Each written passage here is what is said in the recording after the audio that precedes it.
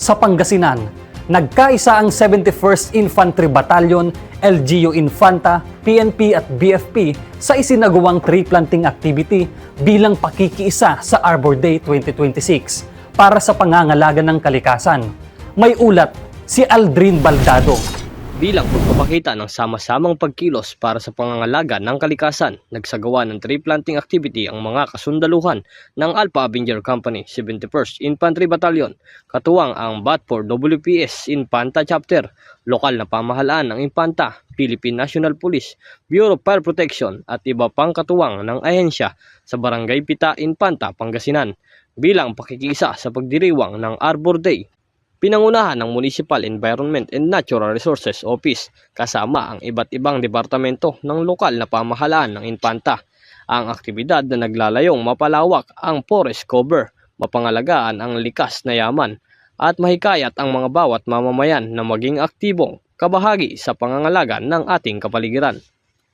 Hindi lamang simpleng pagtatanim ng puno ang isinagawa, kundi isang konkretong pagpapakita ng pagkakaisa ng iba't ibang ahensya sa pamahalaan at ng komunidad sa pagsulong ng isang mas luntian, mas ligtas at mas matatag na kinabukasan para sa mga susunod na henerasyon. Magandang araw po sa ating lahat. Ako po si Sharvin Melanio, representative from MENRA Office in behalf po of our MENRA Officer, Sir Marvin C. Master. So maraming salamat po sa mga nakipag-participate sa aming tree planting activity in celebration of Arbor Day. So maraming salamat po sa ating Philippine Army. Sa kabuuan, matagumpay na naitanim ang 5,000 fruit-bearing trees sa mga itinalagang lugar sa Barangay Pita. Bukod sa inaasahang makakatulong ang mga ito sa rehabilitasyon ng kalikasan at pagpipigil sa soil erosion, magsisilbi rin itong pangmatagalang pinagkukunan ng pagkain at kabuhayan ng mga komunidad sa mga darating na taon.